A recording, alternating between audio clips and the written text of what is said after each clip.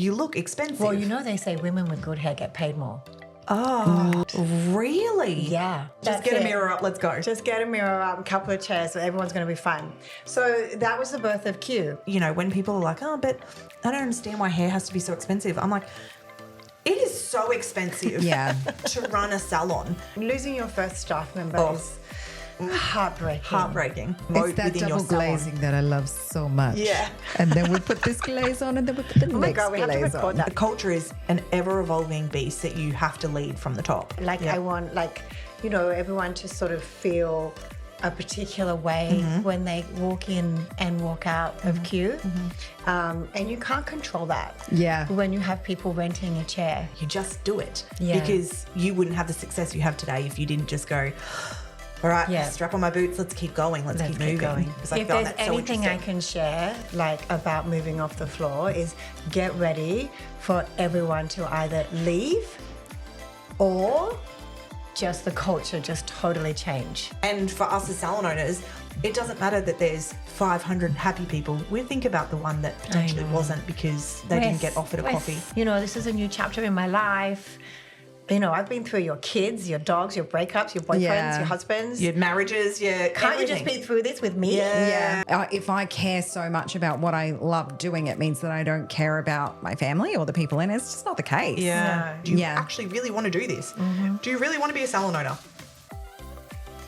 Hey, lovers, just a quick one. If you listen to us and you love us, could you please hit that subscribe button? I know it's a pain, but that little button means the world to us and our podcast and means that we can get more great guests on like we know you guys love listening to. So do a girl a favor, hit subscribe, and we would be so grateful. We just wanted to say a massive thank you to our podcast sponsor, Kevin Murphy, distributed by Ozday, and thank them for being the most amazing brand partner for Salon Rising. This brand is truly incredible and we are so excited to work alongside you. Welcome back to Salon Rising, the podcast on the road, Samara. On the road. Coming to you from Sydney in the amazing Spices Potts Point. Love this location. Yes, I would like to stay here. And all the other spices. Can we just go to all the other spices and just get ghosts there? Yes. Yeah, okay, that's good. I think if we take the podcast on the road, we take it to all the Spices I don't know if we'll have guests there that we want to go to, but I think that it will be a good idea. Yeah. And we do have a guest joining us today because we're super lucky that this lovely lady has taken some time out of her Sunday to come and hang out with us. Monique McMahon from Q Colour. Thank you so much for joining us. Thank you I feel so like much. I don't even think you need to end it with cute colour because just anyone in this industry knows who you are. Like, I and agree. If you I don't, know. you're hiding in a rock. I don't think everyone knows. I do. Really? Yeah. I do. Yeah. I know a lot of my friends are fangirling right now. They're like, oh my God, you're hanging out with Monique. This is the coolest. I know. And for so many reasons. I was saying this before because when we looked at the fact that we were going to be able to talk to you, I was like, I don't even know where to start. There are so many exciting things that you have going. There's a lot. There's definitely a lot of balls in the air right now. But I'm probably not the only person with lots of balls in the air. So, if you've got to, it's a lot. But it's great. It's really good. I'm excited to be here with you girls. Thank you. And, maybe take you back to the beginning. Yes. Yes. Yes, please because I was like, I want to go back. Like, I want to know the backstory. I want to know who you are as a person. Because obviously we see on Instagram with you in Salon. Yeah. But I want to know all of the things about you. I want to know what life looks How like. it all began. Yeah. And I think for us, like, we're both working mothers and, juggling, business and personal life. Yeah. And I think for everyone listening, I guess the podcast has really evolved into that. Like, how the fuck do you do it with the multiple businesses and the personal life and With the balance and all stuff the like that? balls. And kind of how you've got. So, yes, take us back to the beginning. I suppose just like you guys, having a young family and working in a super high-end salon that was super busy and highly demanding just didn't kind of work for me anymore as a mother of two. So I I left, and my kids were still very young, and I didn't really do too much. And then, I'm a very passionate person, absolutely love my industry and love hairdressing. So I wasn't out of it for very long before I started doing a few hairs in the kitchen. Before dinner. The husband wasn't very impressed about that, but it was like, it was in my blood. I had to keep hairdressing, even though I had the kids on the side. How old were the kids at that point? So Matilda was just started kindy. Yeah. She's my girl. And William was like pretty newborn, maybe 12 months. Yeah, amazing. Yeah. It's crazy though. Yeah. I think, like we've discussed this all the time, I think when my kids were young, there was like this fire to be like, I also need something else. Especially in this industry you're so passionate about. I feel exactly the same way. And I was like, I feel like it gives us so much purpose in this industry. Like when we're with other people and we make them feel amazing, it gives us so much purpose. Whereas sometimes when you're at home just raising babies, you're like, come on, you need to thank me for doing all of these things. Whereas when you're with your clients, you're looking in the mirror and going, thank you for my pigtails. Whereas when you're with your clients, they're like, you've just changed my life. And you're like, I needed that. Thank you. Yeah, thank they're you. thankful. You're like, oh my God, yes. no problem. Yeah. Okay, so you went to the kitchen. Yeah, so I had to move out of the kitchen. The husband wasn't happy about that. So we live in Surrey Hills, and we have done now for maybe 30 years. And there was a tiny, tiny little spot for lease on Crown Street about, a couple of blocks from our house. Oh, And perfect. it was like maybe 20 square meters, so it was very, very small. Tiny, yeah. Tiny. So we squeezed a couple of chairs in there and a basin, friends of friends, electricians, carpenters, whoever they were. I was like, just do whatever However you make it work. Yeah, just do get it the them in cheapest there. you can possibly do it. IKEA kitchen in the background, Slap some paint on the walls. Yes, just that's get a it. mirror up. Let's go. Just get a mirror up, a couple of chairs, so everyone's going to be fine. So that was the birth of Q. Yep. And Because Q's in your Q colour. Yeah. Yeah. It came, How did Q come about? Yeah, it's the last three letters of my Yes, name. yes. Yeah. I love that. It's kind of my name. I mean, that has a story as well, sitting around talking about how you're going to come up with your name. I mean, everyone sort of gets a bit of a mental block with that one, but we were lucky with that. Because Q's like not just the word Q, but just the single letter Q. It's kind of a sexy letter. And it's so really elegant and is. cool. Yeah. Like it It's just like- has this, agreed. It's unique. Yes, it's Because so it's unique. unique. Yeah. Yeah. That's it. That was the birth of Q, and it was all systems go from there. It was just myself to start with, and I was just down there. I'm a colorist, by the way, if you didn't know. I don't do any haircuts. I do blow dries and styling, but no haircuts. So we opened Q in this 20 square meter block, tiny, and it was just color after color after color. But the thing is, I really wanted to open my salon with something really original and something different. I was a colour specialist, so I stumbled upon a brand called Christophe Robin. And way back then, no one knew about Christophe Robin in 2011 when we opened Q. And it was probably a couple of years before that I was playing with the brand. I had ordered some online and just testing it out on my kitchen clients. How did you find it? Amazing. No, how but did how I did find you? it? Yeah. Oh my God. So I was flipping through a magazine. Remember those? Yes. Yes. Back in the day, that's how we got my knowledge. Yeah, exactly. I was in the beauty pages of French Vogue, and there was an image of the Christophe Robin shade variation pot. Now, the shade variation pots are color enhanced conditioner and treatments. Yep. Being a colorist, I was like, Oh, that looks pretty. that looks pretty. So I was like, okay, I got to try this. That's how I found it in the magazines.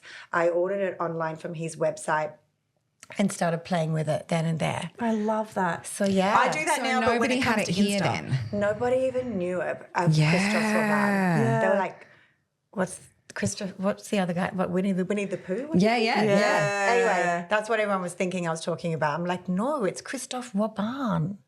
They're like, oh, okay, I get it. Open Q with Christophe Robin. It looked very different back then. And I said to my husband, because I was just, it was a tiny little 20 square meter shop and, we were doing really well and, there wasn't many overheads because it was just me. And I was like, well, I'm going to take myself to Paris and go and meet Christophe Robin. And my husband, Paul, is like, you're going to what? You're like, I'm absolutely doing that. That's what's happening. I'm so doing that. Never been to Paris before in my life. I don't know, I just this calling. I was like, I have to go meet him. I have to tell him how great his product is. I have to tell him, you know, what I'm doing with it. And I kind of made it myself look a little better than what I actually was. I said I had a salon in the heart of Sydney. You do. It's true. Little did he know it was 2 seats in the middle of Darlinghurst. But Fake it till you make it, babe. That's what we know in hairdressing. Exactly. And, you know, he was addicted to my passion for his brand, and I was addicted to his brand. So it was a match made in heaven, and, you know, the relationship just grew from there. But how did you just cold email like, hey, yeah. Actually, I think I did it on come Facebook. And see? Really? Yeah. Hey, I love you. I use your that. brand. Please, can I come see you in Paris? Yeah. Hey, I love you. I've just ordered your brand. It's amazing. I have a salon in Sydney, and I would love to have it as my core product at my salon. Wow. Yeah. I mean, the stars don't align very often in your life, and that was definitely aligned. I love that. It was beautiful. I love that. Yeah. It was so, and I was so naive. I knocked on his salon. He had a salon in La Maurice, which is this like 6-star hotel in Paris. Wow. He had it up on like the 12th floor with all the very well-to-do women. It was like mind-blowing going up there. And I knocked on his door and I said, "Hi, I'm Monique from Sydney." Did he knew you were coming at this point? Okay, yeah. It was quite a funny moment. Anyway, that's all history now. So what did you do while you were there? Just hung out with him? Yeah, in the salon? I just like did whatever I was just his assistant. For how long? I stayed with him in the salon for that full day. Yeah, I love that. And then we went for dinner that night with his business partner. And then I went back and had a coffee the next day with him. And he said he'll be in touch, and he did get in touch, and it just kind of grew from there. Look, I'm not. I feel like if I showed up to a salon like that, they'd be like, "You are the most ochre Australian. You need to leave." Whereas Monique's just like so graceful and like so elegant that they're like, "Of course we love you." Like it feels like you should live in Paris. I don't know. Compared to everyone in that salon, I was looking very Aussie. Oh, I just think you are so like, you are so elegant and so like I love watching you for that reason because I'm like, she's just, you have this grace about you that I love, love online. Like I just think online, it's a beautiful presence. Agreed. When I'm colouring, I think I'm so in that moment of colouring and I just feel really fluent with the colour. I don't know, so that's probably, hopefully that I love it. through. No, it definitely, like as I said, I haven't even met you and they were 2 words that I would say to you outright that this is what you see online. Yep. I 100% agree. Yeah. So you've had this. So what did he do in salon? Like he was still doing clients in the salon? He's a colorist as well? He had his salon in La Maurice Hotel and he had, you know, like a team of like 10 or 12 people and he was, you know, doing clients on the salon floor. Yeah. I love that. And I was his little assistant for the day. It was great. Love. Yeah, it was so good. So at this point, how many days were you working? You still had the little ones, you were working how many days in the little salon? About 4 days. Yeah, because you just like slowly like goes more and more and more and you're loving it and you're loving it. Yeah. How did you handle doing motherhood and working on the floor that much?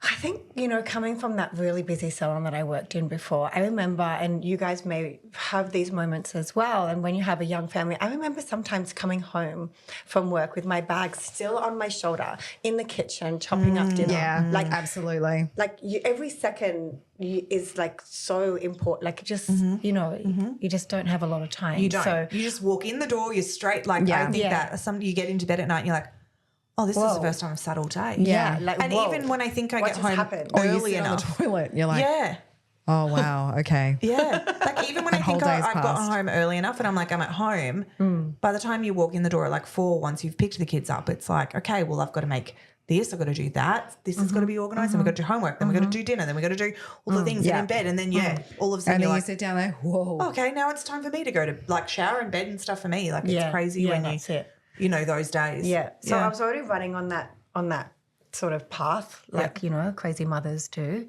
Thankfully, my husband had a bit of extra time at home as well, so I could do some late nights. Yeah, I love that. So he could take over the evening shifts for me, which was great. Yeah. So we utilised the evenings with the clients. And then, you know, as it grew and, you know, one thing led to another, and I got an assistant in, just a uni student, and then she ended up really liking hairdressing, so we took her on as an apprentice. Love. Which was I great. love that. She was a uni student. What was she studying at the time? I don't know, art.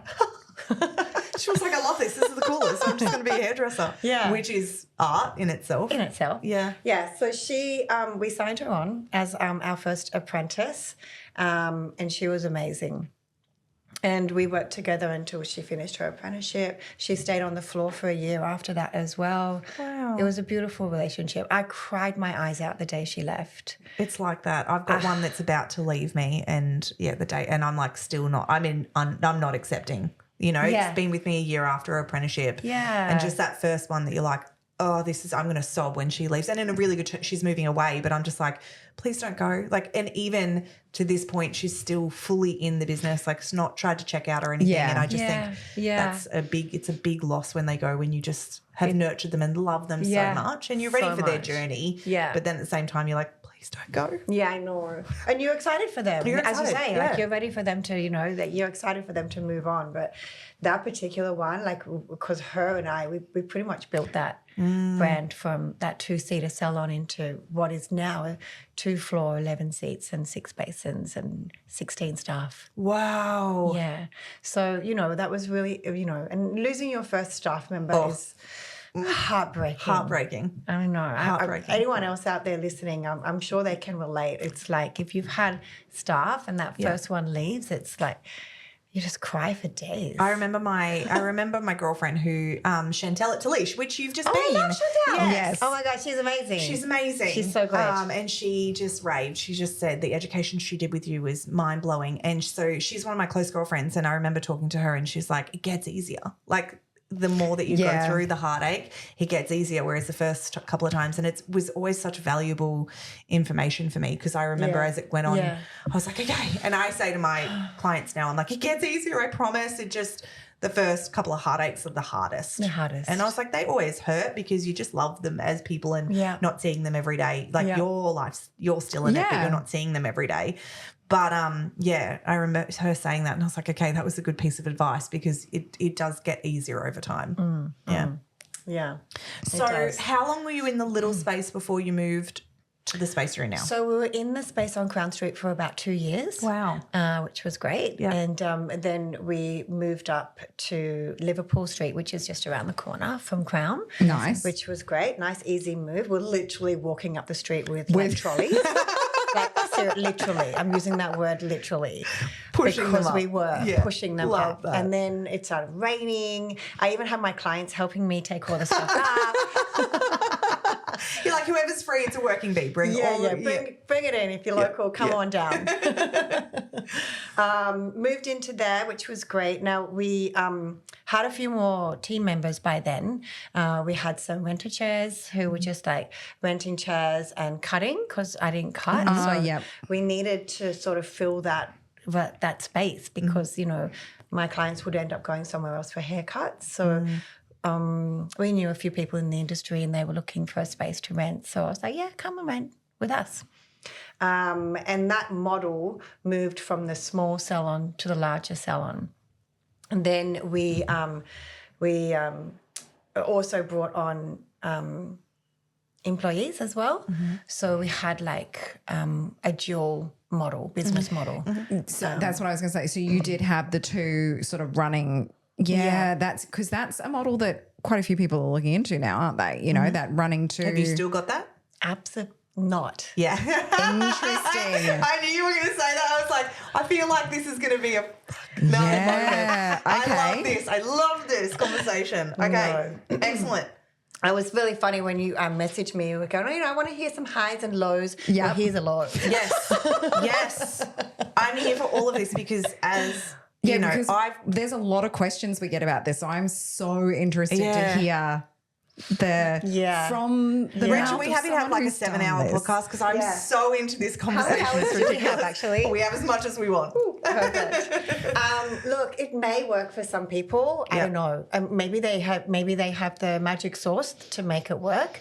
But for myself, who's big on education, sharing, branding, I love a brand. I love a logo. I love consistency. Consistency. Right. I want everyone to sort of feel a particular way when they walk in and walk out of queue.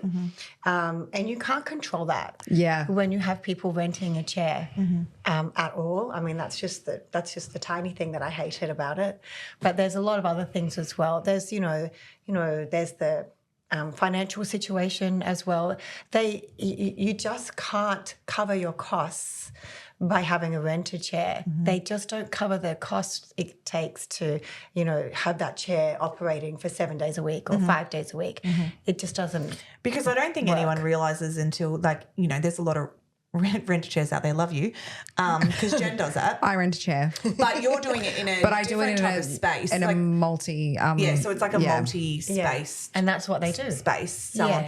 But it's the costs involved in running a salon, as you know, our costs are exorbitant. It's not, people, when people are like, oh, but I don't understand why hair has to be so expensive. I'm like, it is so expensive to run a salon. Especially you're very if you passionate about this. I can feel it. It is if you want to use the good things and provide the service and all that sort of thing, it is have the expensive salon. Yeah. It's not just like Kathy's Cuts down the road, which, she does it from her basement and it's the dodgiest. Like everyone wants luxury these days. And, you can go, and like we've said, you can go have people drop money at the drop of the hat, but then there can still be resistance to hair. Whereas it's the most, for me, important thing because, you can have a basic average outfit on, your hair looks great. Yeah. You look expensive. Well, they say women with good hair get paid more. Oh. Really? They do. It's a fact. Really? Yeah. Yeah. Oh. Get yourself to the salon. I'm just gonna lob that all over Lacerella now. That. If you'll get paid more if you have good hair. Yeah. But I'm passionate about it because I don't think a lot of people understand it is so expensive to run a salon and have all the luxury that people expect these days. Absolutely, definitely. And service needs to be at the top of your offering. And you can't offer that service without, a team of people who are aligned and who are, highly talented and highly skilled and educated. There's just some of the little costs that all add up. Yeah, agreed. Yeah, for sure. For sure. So you had the rent share and you started doing employees. Then you've moved from that space since, haven't you? We actually haven't had to move, which was really great. So that's when you just took on more of the... upstairs. Yeah, that's right. Amazing. So the guy who owned the building, we were renting from him for about 8 years. Yeah.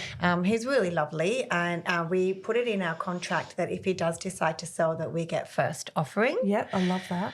So he was really great and he kept to his word, which was great. Yeah. And he decided to sell just under 2 years ago and we got to buy it. Incredible. So we didn't have to move, which was great. So his office was on the second floor. Oh, okay. So you just got to take over the whole... So we just got to take over the whole building. Yes. So we just did a copy of what was on the level 1 onto the level 2. Love that. Which is good, yeah. And then when did you decide no more rent shares, we're going to full employee? Pretty early after that move. Yep. So we probably ran the business model dual for about 2 years in that space. And then I fell really flat because a couple of them left and took my whole database and all the staff as well. Oh, man. Everyone, it's happened to everyone. Everyone has had this. And I think this is the Everyone's had this time. I think this is the most important thing, right, is you've got a massive name in this industry because you are wonderful at what you do. You have this beautiful business model. And as I said, you're so graceful and you come across very different, which I think draws a lot of people to you. But at the end of the day, you felt just like everybody has, and you've had things happen to you that everyone has, and people go through things and go, I don't know how I can possibly get back up from here. Yeah. Yeah. And you go, you just do it because you wouldn't have the success you have today if you didn't just go, all right, Yeah. strap on my boots. Let's keep going. Let's keep moving. Let's keep going. Yeah. So, we just changed the business model completely from there. Yeah. And then, I mean, the thing is, and I think, your mindset's so important when those kind of situations come up in your life. So important. Like, you really need a quick check-in how your mindset is, and then just push forward. It's okay to have a rest day or cry in your bed for a day. That's so fine. Oh, absolutely. It's okay to feel the things. It's all right. Like how many, we've all just, I'm sure you have too, wanted to burn it down at all stages. But it's like, how long do you stay in that before you go? Before you all actually right, pick let's yourself move. up and I move. think that's what I've learned as I get older. It's how long do I let myself stay in the mud for before I go, all right, let's move. Let's move. Because there is underlying, if you look at that, it was all purposeful because it made you evolve and the it's entire brought you business. into this new space and the way that you're evolving the business model. Yeah. So it was great. It was a good kick up the arse, which was good. Yeah.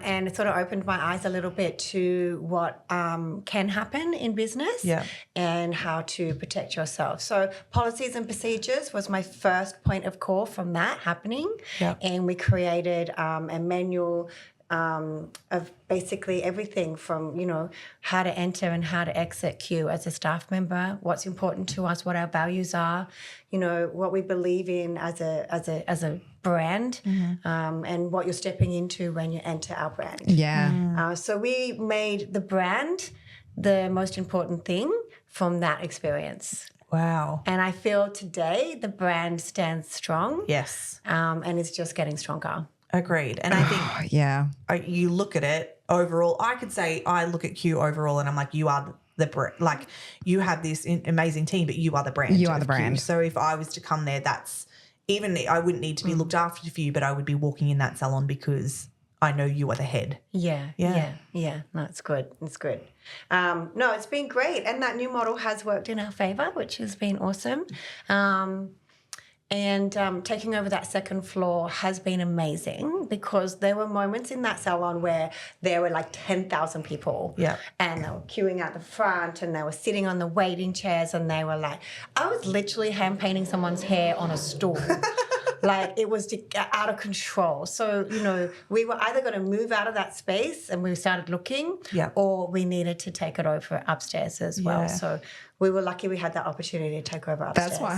That's what happened with Samara's salon. It got to the point where we were having those as well. It's like we either need to start suspending things from the ceiling. Yeah, we're like, there is just fold no up chairs or out the front. other way. Just like line them up out the front. Yeah, we were saying we had 65 square meters and 7 staff at one point, and like the back room was a shoebox, and it was where we made tea and coffee in like a hole in the wall. Yeah, we made Literally, built it in used to front be of a doorway. We built it in front of a doorway, and you look back now and you're like, how did we ever make that work? The staff room was like a fold down table with 2 little chairs, and the bin was behind it, and you were trying to mix up colour here, but you just make it work in the beginning because you can't, to, as you would know over time, to move to a new salon, it's expensive as hell.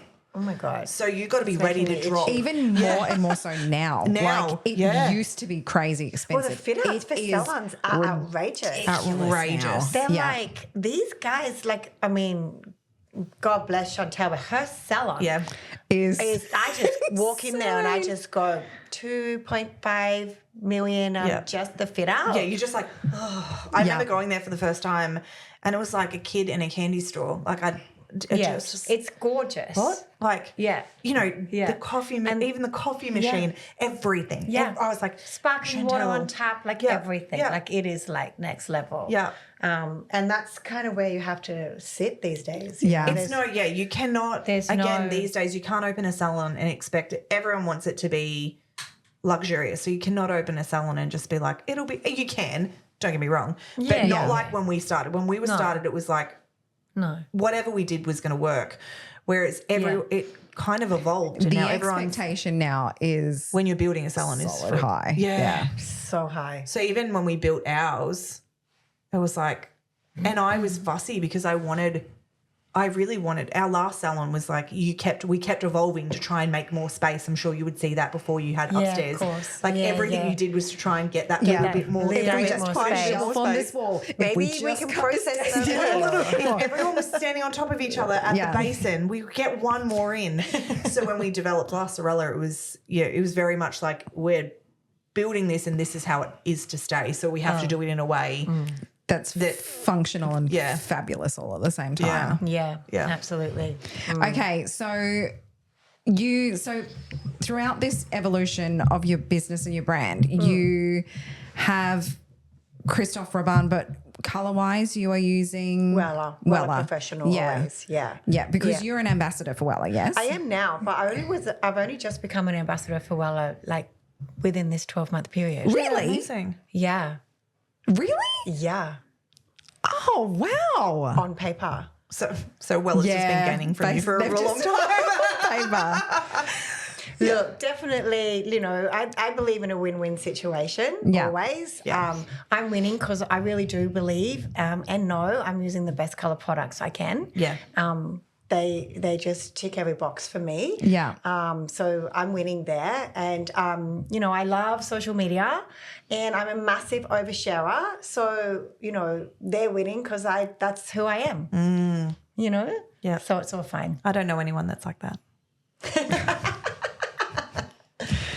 What's going to tell me? Twitching, yeah. Yeah. It's like massive oversharer. Love social media. Interesting. Yeah, that's Samara. I love that. Massive oversharer. I love that. But that's okay. Yeah. That's part of the beauty of it. Yeah. I think though, again, you get to know, and I think a lot of people hate social media. And Really? so many people that I I don't work know with. anyone who hates social media. My clients pretty much, I reckon 80% of them. I reckon that's a hate it. mindset thing though, because you know how you see what you focus on is what you see. So you love social media. So you're going to see all the people that love social media. You know what I mean? My clients hate it. So many of my clients hate it. And they're like, I just don't want to do it. And I'm like, I think though a lot of people hate it too because it is ever evolving, right? We've gone from a lot of photos to a lot of videos, which again, I love. I love creating different stuff. Yeah. But I think it is just because it is in our industry another piece of work that we have to do and it needs time. You can't just 100%. slap something out these days and think it'll do okay.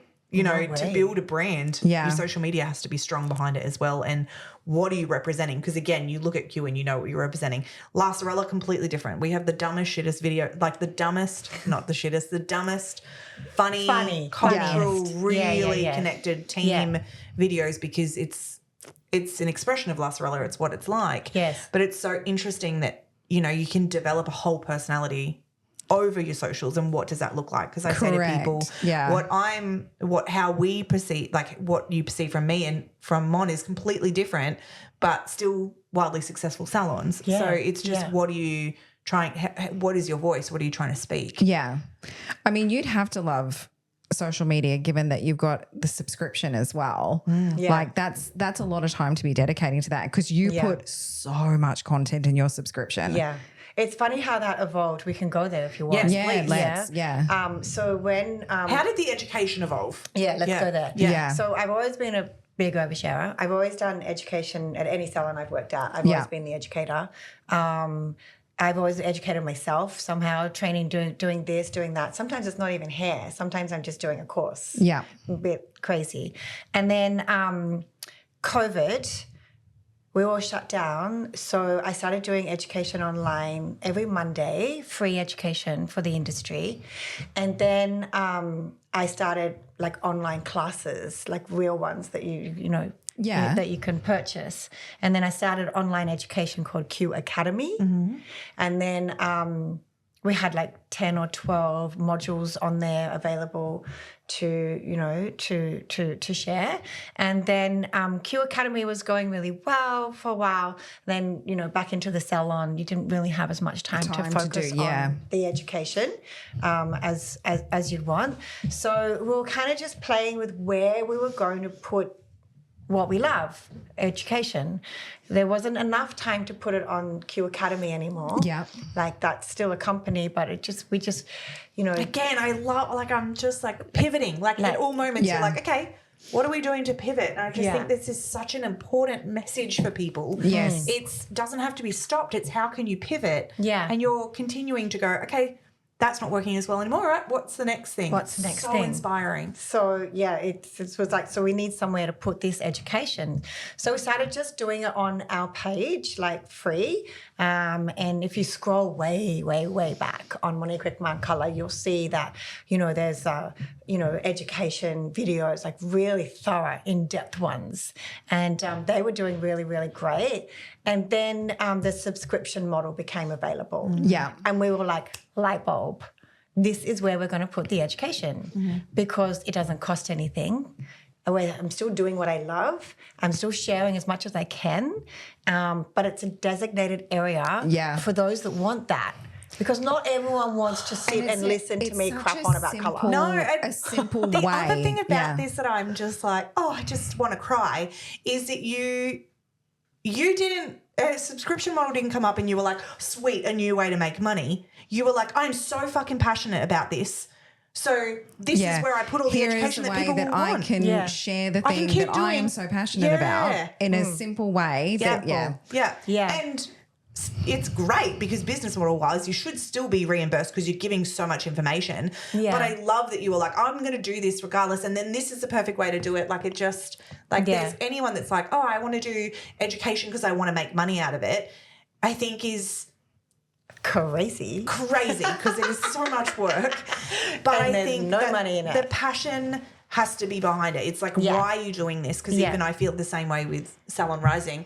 I have a salon. I didn't have to take Salon Rising on because I have a successful salon, but it's the passion that sits behind it. Yeah. That you're like, no, I need to help the industry that you love and you want to support everybody else in it to feel the same way that you do. And that's what you're both doing. That's what and it comes down to. hearing everyone's story, like I would love to be in your seat. I love it. Having that opportunity to hear all the stories about the amazing people in our industry and how they have evolved. Such incredible stories. I bet. They are such incredible and every stories. time, we walk away and every time we're like, fuck, that was good. Like I think this is why the pod and even, people that, the podcast isn't to make us money. We just, Jen and I just obsessed with. It's about sharing people's stories. And just so other people feel heard and seen because so many people and inspired. Look at and inspired. So other people feel inspired when they're like, I just don't know if we can do that. It's like, well, maybe I should just try. Yes. Maybe I should just pivot. 100%. Just try. I love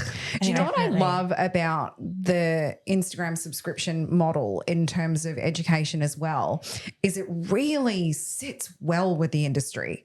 Like we are an industry with very creative short spans of it's just it's actually the perfect delivery of education literally for the short industry. Spans of time. Like impactful, really interesting, moving video, short, snap, done. Like you could literally just be in your kitchen on Sunday with your headphones on, 10 minutes in, done. And you pick up so much. So much. So much. No, it's great. I think it's great. I actually think it's still very new too, guys. It is. Yeah. Like I really feel like it's a baby. Yeah. It's still a baby. Yeah. It's got a lot of growing to do. Because there's only really a few of you within the industry that are really sort of running that model now and sort of shaping and honing it. Yeah. For me too, like watching you, I think you're an extraordinary colorist, but you're a different colorist to a lot of colorists out which there, is what's so nice. Which I just love. Like, I remember talking to Chantel after you'd been and she's like, babe, it's like gloss and then this and then gloss. And I was like, yeah, tell me more. Like, keep going. We're so inspired by one another. But the way you color is different, which is so cool. And expensive and luxury and everything that you promote it's that within double your salon. glazing that I love so much. Yeah. And then we put this glaze on and then we put the next glaze on. Oh my God, we have to record that. That sounds good. Can I have that? Yeah, yes, you can. It is so, and I love watching it. Yeah, it's good. Yeah. It's really good. The double glaze is great. Yeah. So back to the education, we did the Q Academy. We left the Q Academy. We went to subscription model. We put all our education on the subscription site.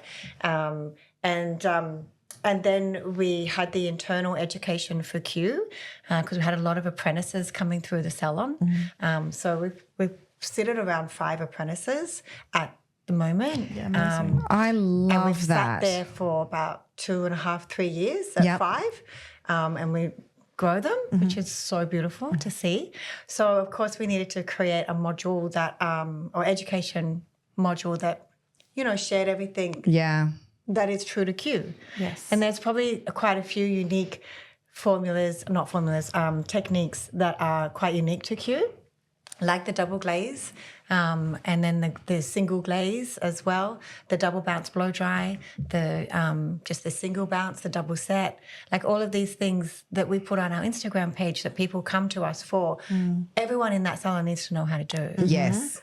So that's why we created the education manual, which is made up of 13 modules, and can span for the whole duration of an apprentice with us from year 1 to year 3.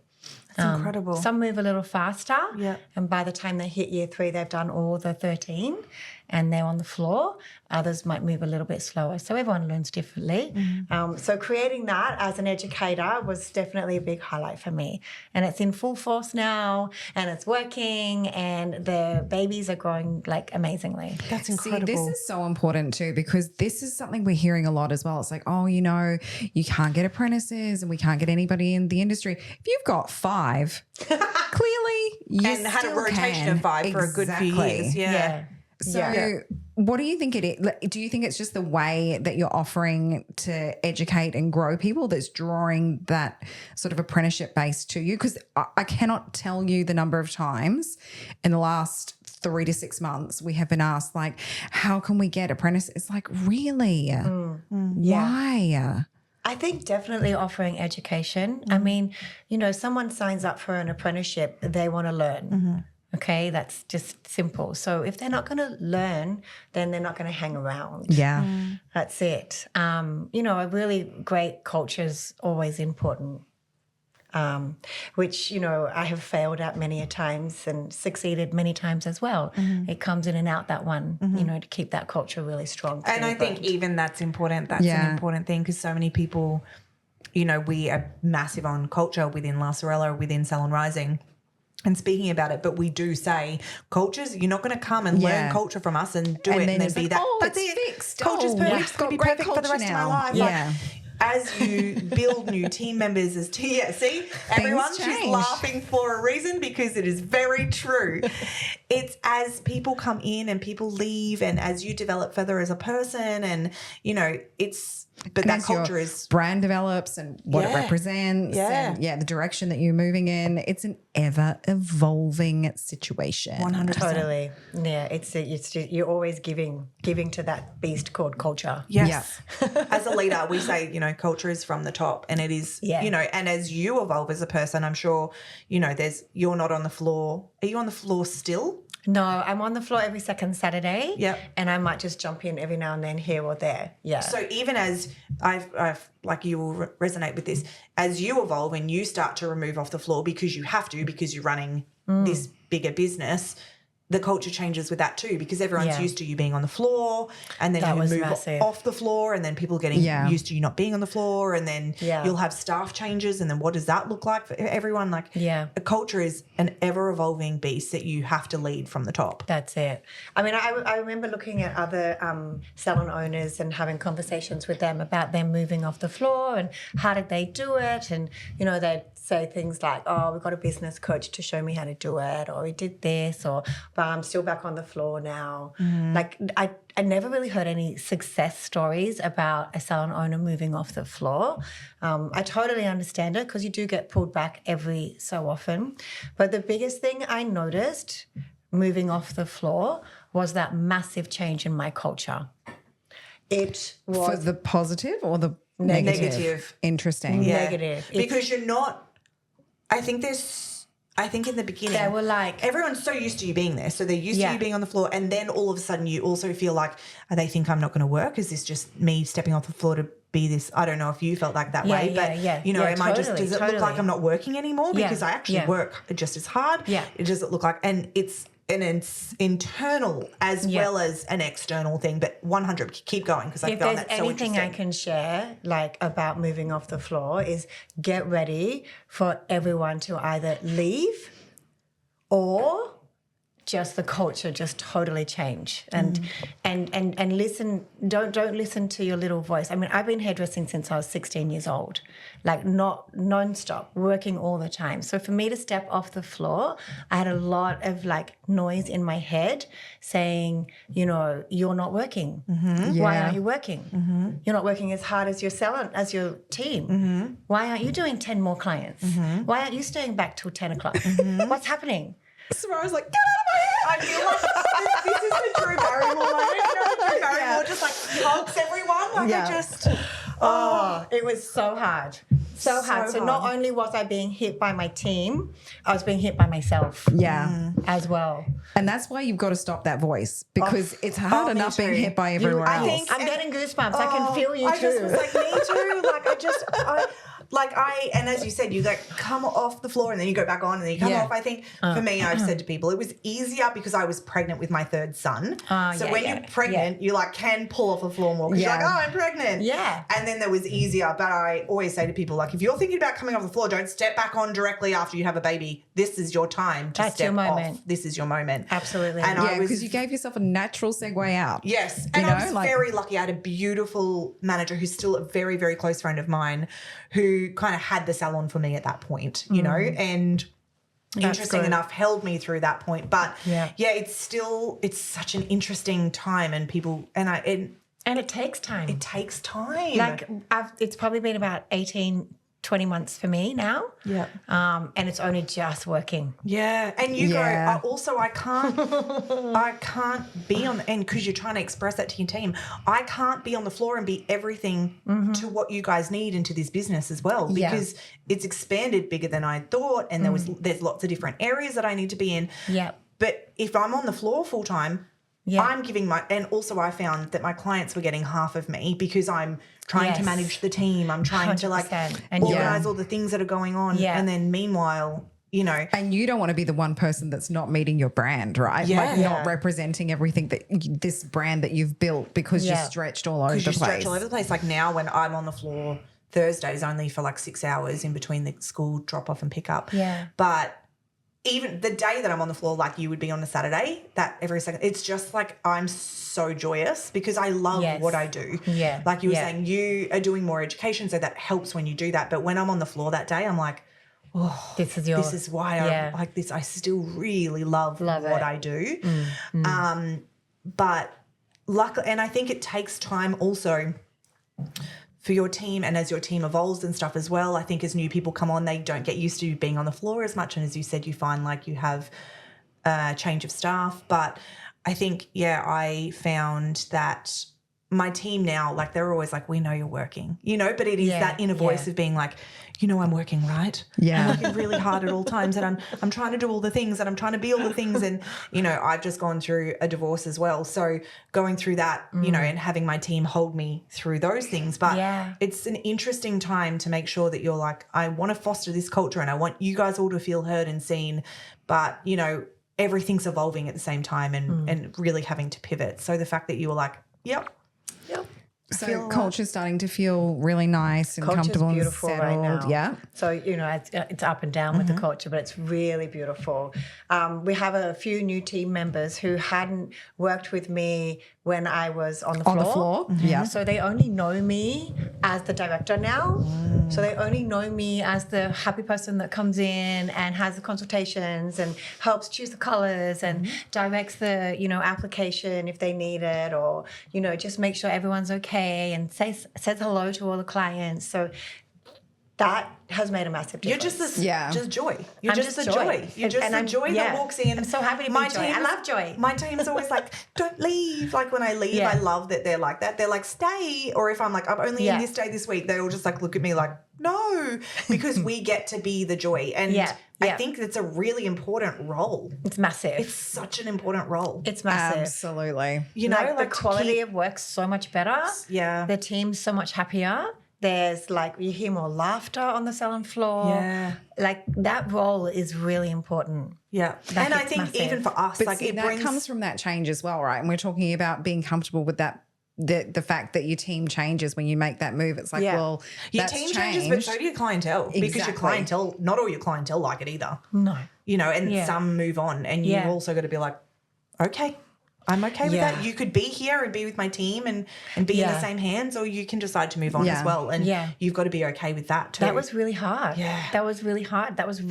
Like, as I said, hairdressing for so many years. Yeah. I've had these clients for like 25 years. Yep.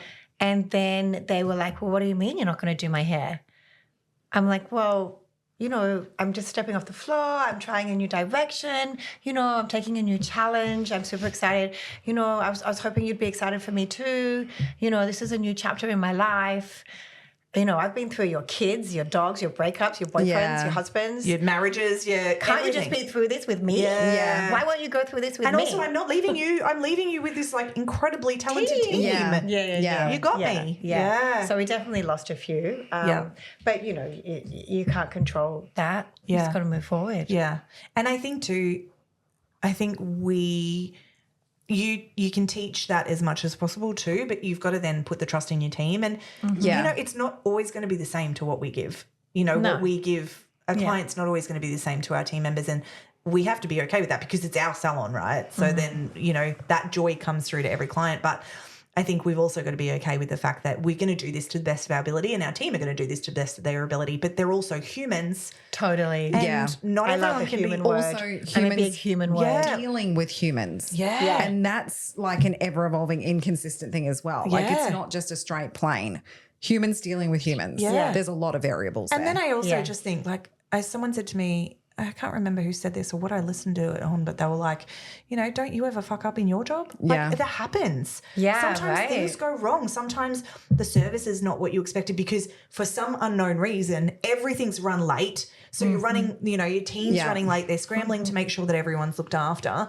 And then you're just like, you put so much pressure on it because you're like, I'm trying my best. And for us as salon owners, it doesn't matter that there's 500 happy people. We think about the one that potentially wasn't because they didn't get offered a coffee. So bad like that. So bad. So bad. We need to change I that. went in a spiral this week because of it. You know, and I just think, how can I do more? And how can I do more? You've probably done 100 or so clients this week who absolutely walked out. everything. Loving themselves. Feedback was ridiculous. And then you get one that said the coffee was off. Yeah. Like what? The feedback this week was insane. Like but all I can hear in the back of my head is this. And then you're like, is that the one that's going to break the camel's back? Am I going to go under because of this one client? Yeah. But because we just don't know how to do, like we are very good at listening to the negative and not always so good at listening to the positive. Good at the positive. Yeah. That's it. Yeah. Let's keep talking about education. Yeah. Yeah, because we could go down the spiral. At one point, Mon and I are just going to lay on each other and just, it's okay, we can get through. Every salon owner's like, I want to be in the room right now. I also want to be holding your hand. I see you. Oh, God. Let's still talk more about your education because you have done some amazing education recently. Yeah. I don't think I've had as much FOMO as when a few of our friends flew down to Sydney for that big one you did. The new era? Yeah, that was huge. That was really cool. You know, I love sharing, I love education, all about it. But the industry always like needs and deserves something new and fresh, right? Like we want to be inspired. Like I want to inspire from the top. Like you know, you want to like you want the best of the industry to be inspired and be around those people. Yes. Right? So I always like to try and do an education event that is greater than just, you know, a workshop. I've definitely done plenty of little workshops. But the first one that kind of took me off the mark about this event style education was the glazed butterfly tour. Not sure if you saw that. Saw that. So that was the launch of the double glaze. Yeah. And it was piggybacked on the trend, the butterfly haircut. And that took us all up and down the east coast of Australia for like pretty much just over half a year. And did you love or did you? Love. Yeah, okay. Every second week we were on a plane going somewhere. Incredible. It was How many amazing. went with you? I took a team member, my social media manager, and my reps from MCM. Love. Yeah. So what it was a really great way to share this new technique, the double glaze, and to inspire around the butterfly haircut. And inspire my team to come and travel with me. Love. And also a really great door opener for the incredible brands that we stock for and MCM, share yeah. at MCM. Okay, let's just side note that, Jen. Let's because obviously that's No, we need to go into that separately. We're definitely going we to go need into to finish it. education first. So everybody, you'll know what that means shortly if you don't know what that means when it comes to mom. Okay, perfect. All right. So that was the first one that sort of blew my mind and how popular it was. So what do you think makes that education different to like the workshop? Like talk about what the difference is in this sort of new age. I think it's trending. Yeah. It's doing something that's so on trend that it's almost leading. Yeah. Okay. So we want to lead, right? Everyone wants to lead, I would assume, with your trends, techniques, ideas, visions, motivations. So I think what was so successful around the Glazed Butterfly Tour was that it was leading. It was leading the trends. It was like TikTok was going crazy with these trends. We were going crazy with these trends. So we shared them at the same time. So I think, the combination of the trend and timing. It almost becomes yours. Yeah. Even though there was a trend that started it. Exactly. You take it, make it your own, it becomes yours. Exactly. Yeah. Exactly. Clever. And then Wella came out with this brand within their brand called Shinefinity, which is quite unique to what it does. So we piggybacked that product with the double glaze and created a technique of 6 to 12 foils, colour between, finish with a glaze on top. So it's an actual technique, just like half a head of foils is. Yeah. Everyone knows where to put foils on half a head of foils, right? So we wanted to share where to put the foils for a glaze. Yeah. And where to put the colour and what to finish with. So we took that to market with this show, I suppose, this It's event. so funny because I didn't go to it. Now I'm like, okay, so how do I get this? How do we have this tour again? Because I need to now see this and I need to bring my whole team. Yeah. No, it was Incredible. really, really successful. It was great. Absolutely, yeah, it was good. So from there, I mean, going backwards, we did like For the Love of with Natalie and Rania. That was another I was actually tour. at that in Brisbane. Oh, really? Yeah. So we did that. I mean, that was probably our first one we ever did. And then what else have we done? I got invited over to the Shadow Me program, which was over in Texas with Chrissy, Hair by Chrissy. Yeah. Oh, wow. She's phenomenal. So I presented over there with them as well. They put on an awesome tour. And then the most recent one is the New Era, which was great. So, yeah, I don't know what the next one's going to be. What's next? I don't know. There will be one. Yeah. Yeah, for sure. But then you've been in Germany recently as well. Oh, yeah, I went to Berlin. Yeah. I shot the... Oh, yeah, whoops. Yes, also, yes. Here's more. No, that was really amazing. I got invited over to Berlin by the Wella Global team and to shoot the campaign for the launch of their new colour series within the Shinefinity range. So we did two looks, and hopefully they're all going to be on a billboard. Yes. I don't know, but no, that was pretty mind-blowing.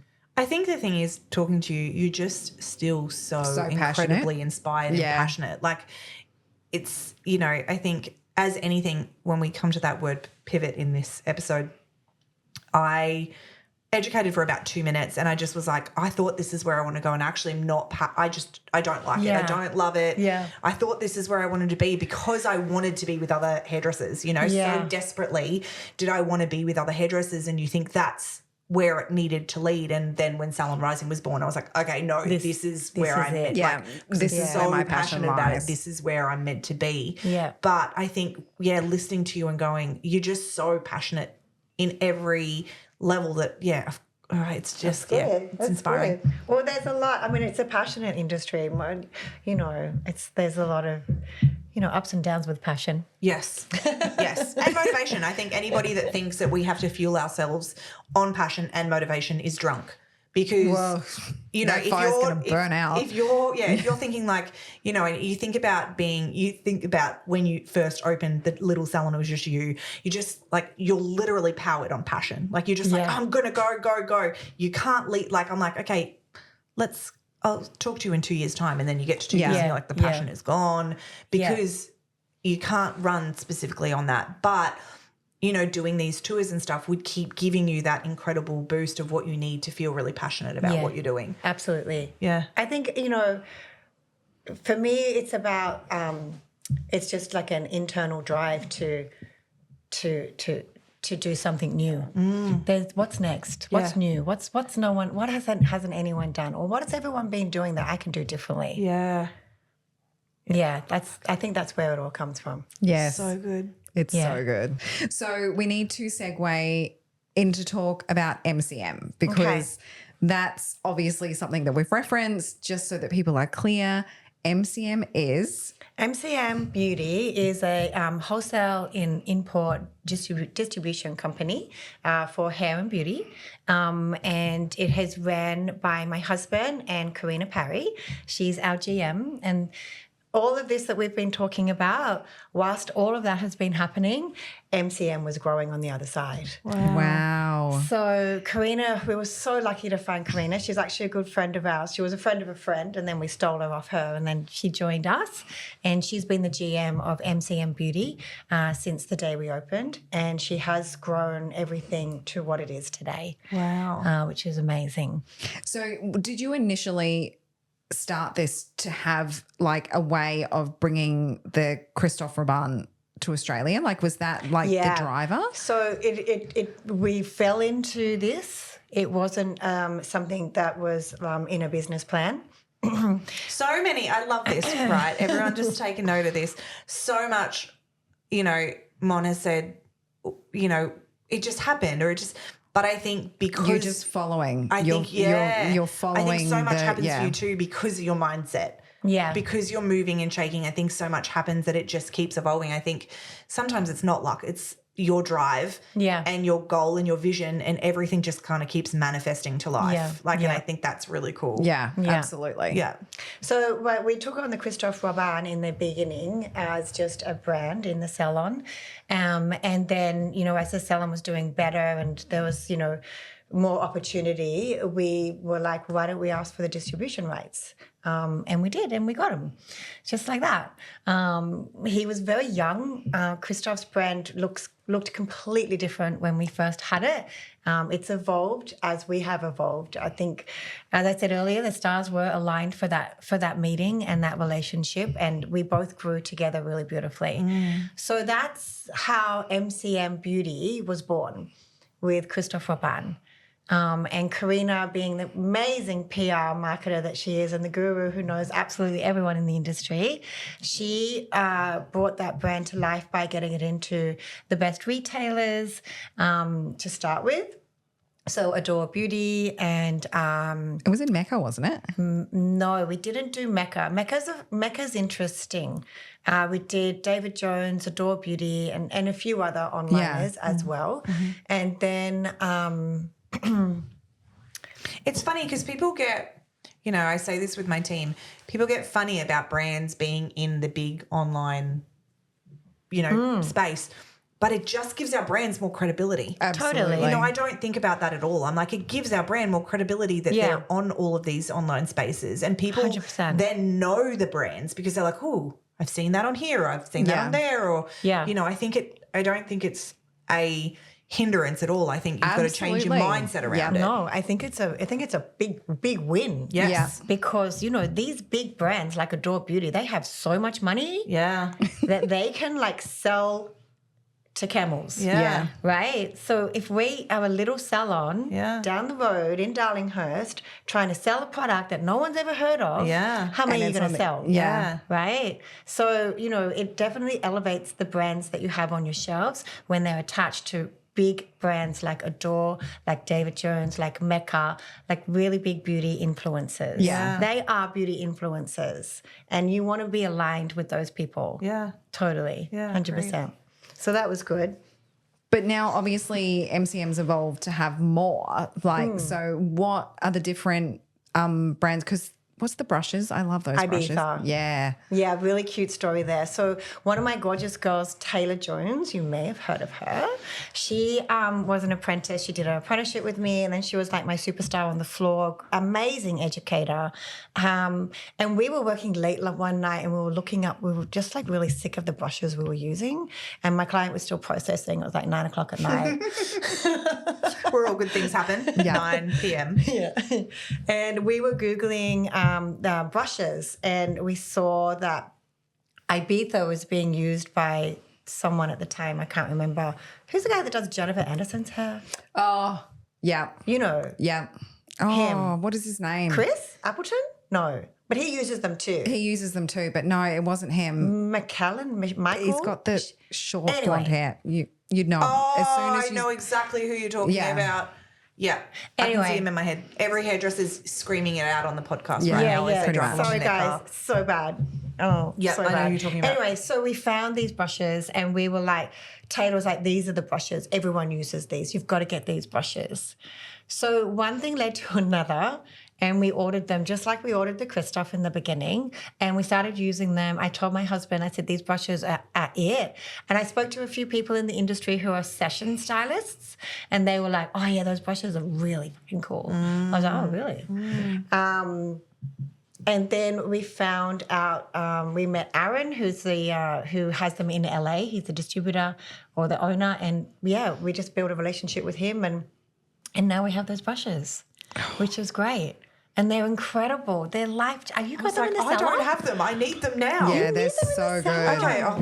So Next week, guess what I'm ordering? Yes. Order. They're amazing. But that I've wasn't got our second one. brand. Okay. I mean, you know, we've had a few other little dabbles in other brands that we haven't really aligned. Yeah. So MCM Beauty, you know, its ethos is,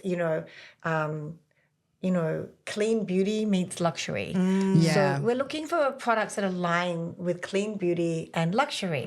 And, you know, as you move along and grow, sometimes you step outside of, you know, where you should be. And, you know, we've played with other brands as well, but nothing's been more amazing than the Christophe, Ibiza, and now Larry King. Yeah. Larry King's a UK, celebrity stylist with about 3 salons. Absolutely gorgeous guy, stunning. Heaven. If you don't follow him, follow him. Okay. He's amazing. So he's brought out his own line, and he's like point of difference is this shampoo cycle. So he's all about this shampoo cycle. So, you know, and it's clean and it's environmentally friendly, and it just aligns with our brand so beautifully. So he's our latest project. That's exciting. I just love every time I'm just looking at it every day, and everything you do is full of just that, and also it's just you. It's unique. It's not following any trends. Yeah. You find stuff that lights you up, and doesn't matter if it lights anyone else up. You eventually, over time, it will light everyone else up. But your brands are like, I'm desperately obsessed with these things, and this is why I'm recommending it, because I feel so similar to that with the things that I use and things I do, because it has such integrity behind it. Yeah. Absolutely. You know, as you said, you know, we've dabbled here or there, but it doesn't stick because it's not completely aligned to your values and to your ethos. And that's why brands do well. Yeah. Is when the person behind it wholeheartedly believes to the nth degree that this is where it's at. And stays true to the values and purpose of that brand. Yeah. And you know, it's just all. But even funny enough, when I'm not Rich, do you remember who reached out to us originally from MCM? Was it Karina? Yeah. Even that, like I remember Richard calling me and he was like, do you know this person? Because like this email is beautiful. Like it was just, again, you know, as you know, even someone receiving it on the other side, we were like, this is just so kind. Like, yes, we love Monique, please. Like, let's set this up. But it just, even all of that, how she reached out and all of that and the communication, it's just all been so elegant and beautiful and kind and wonderful that you're like, of course we want to work alongside. Yeah. Of course we want to like chat. Like I would have chatted to you regardless. So I was like, oh my God, yes. She's the best. She's the best. But so your husband's in that business as well. Yeah, so he's like what? He like runs all the finance departments. So what is that? Yes. FOC or something? Yeah. Yeah. Finance. All the money There's things. definitely an acronym for He it. does all of that. Yeah. So he does that for Q. He does that for MCM. Love. And yeah, we couldn't. Was that his background? No. Oh my God. Do you want to know his background? Yes. I was like, was he a tradie? No, almost. So, okay, he was a chef for 14 years. Wow. And then he stopped chefing and he became a photographer. He was quite successful at photography. Oh, wow. Had some amazing exhibitions, sold so much, traveled the world. And then, and now he's in selling shampoo. Shampoo salesman. We know all about them. I love that. I love that. So, yeah, no, he's great. He loves it too. So how old are Matilda and William now? So Matilda's about to turn 21. Wow. Yes.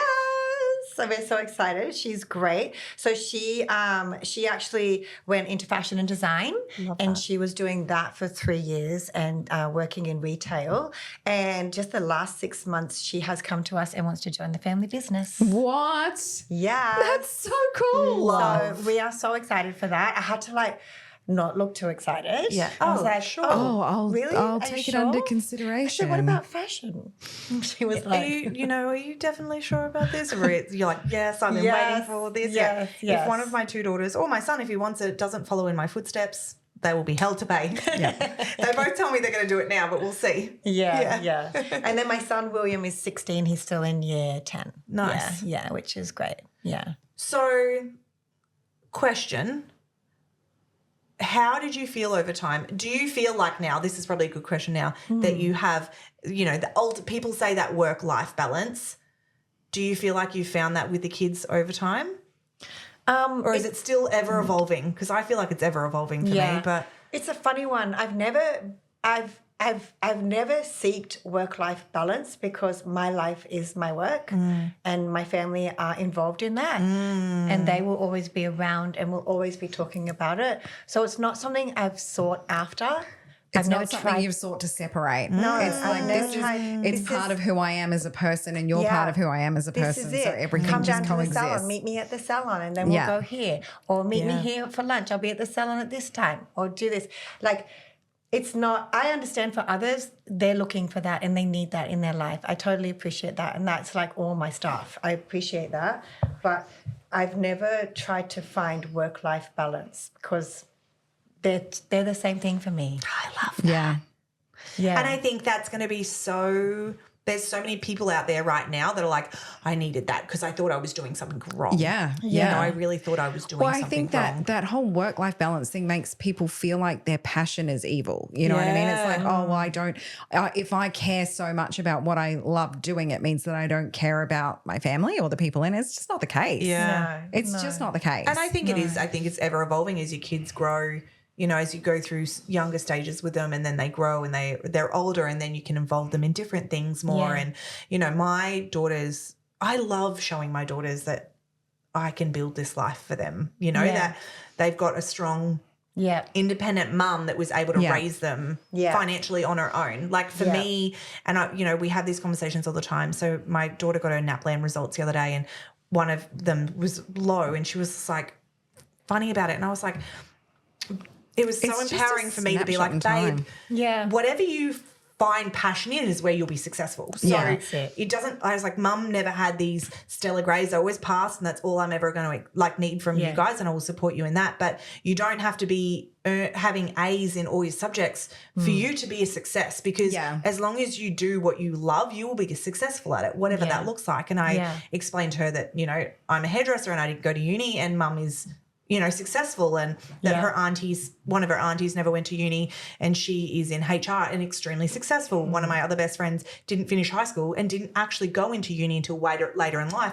and she is extremely successful. So it's so good to be able to show There's no our kids. one path. Yeah. There's no one path you have to walk. Yeah. You're not stuck on the same thing. Yeah. You can always change and evolve and Just be passionate about it. Yeah. Just That's it. Give it a go and be passionate. How many people do we see that are that don't, and I've got friends around me at the moment like this, and they just don't love what they do.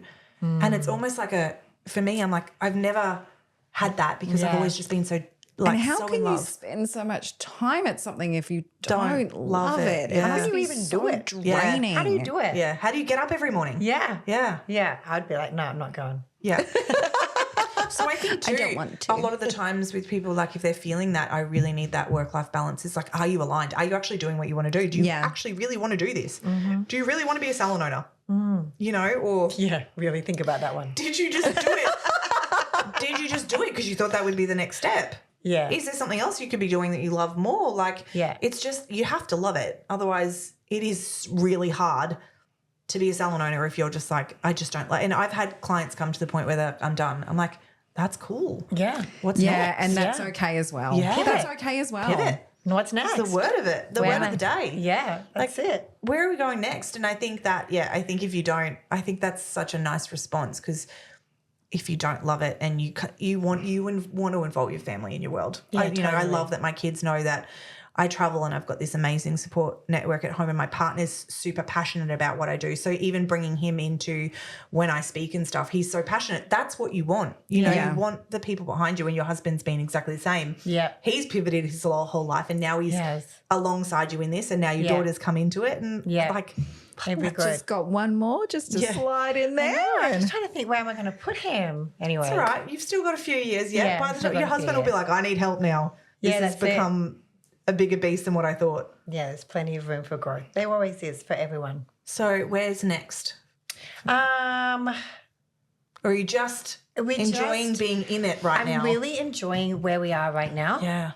I think what we've got right now is quite amazing, and we just want to sort of settle into it. Yep. There'll always be a next. Yep. This is my world now that you know. Yeah. This is my world. This is my world. I'm not going anywhere unless God takes me. This is it. So there will be a next. At the moment, we're really enjoying where we are. Yeah. But that's when the next thing comes. Yeah. That's when the next thing comes. When you're super happy and enjoying where you are. If you're striving and looking for the next thing, it's not going to show up. Yeah. It's when you're really happy with where you're at. And I think that's important too. If you are just really enjoying where you're at, just fucking enjoy it. Exactly. Yeah. Just get up every day and enjoy it every day, and be deeply grateful for it every day. Yeah. I think instead of getting to those moments where you're feeling a little bit resentful, how do we be deeply grateful for those things every day and just enjoy getting up and just enjoying doing your thing and enjoying, your I tell family. you what I'm deeply grateful for. I'm deeply grateful that you came to hang out with us on a Sunday Me afternoon. too. Yes. Thank you. This was a cracker It was conversation. so Thanks, guys. good. How do we rewind, do that all over again? I know, it was good. It you was guys are really good. At this. Thank you. Do this as a I love when job. everyone gets on there like, is it going to be awkward? I'm like, babe, when we start talking, it's just going to be like we're hanging out and just I know. getting to I was know. like sitting there having my coffee the other morning going, okay, I need to know every single thing, what's happening. And you were like, no, don't worry. It's just going to be a no, that was me. conversation. That was Jen. Oh, is that you? Yeah, that's me. But it's literally like everyone comes on there like, what does it look like? What do I do? And I'm like, I don't know. So Jen prepares everything. Yeah. Because she needs, like she It's has. not that I need to know. I just No, she needs to have a routine. outline. Yeah, like I an have an outline. outline. I want to come in and just chat. Like, I'm like, I don't want to know anything, Jen. Tell me nothing. And I just want to show up and fluke it, and it'll be the Amazing. best. Yeah. One day that's going to bite me in the ass. Richard's laughing right now because Richard is the person that wants to know every little thing that's happening. Yeah. But I love it when, like, because But I for me, don't like to startle people with questions. I think when you've got too many questions set, then it's just not organic. Yeah, but we that's can true. talk about that afterwards. Yeah. No, Okay. you guys are great. It was awesome. It was such an you. easy conversation. And I do feel like we could keep going for 2 more hours, but let's call it. I don't feel like this. Yeah. I think there's going to be way more conversations because I think as things evolve in, another 12 months, we'll be sitting and we'll be like, okay, what And happened? then what happened Where next? do we go? What happened? Yeah, because we haven't spoken about half the topics we were going to talk about. Yeah. I know. Like, there's so much more. There's so much more. more. So we'll just organise another one. So I'm going to segue us out now. Thank so you. 'Cause Thank Jen's like, you, they're not gonna everybody, for listening to this podcast. We're so grateful that Mon took the time to join us. We'll have all the links to all the things in the show notes. And we'll be back with another episode soon.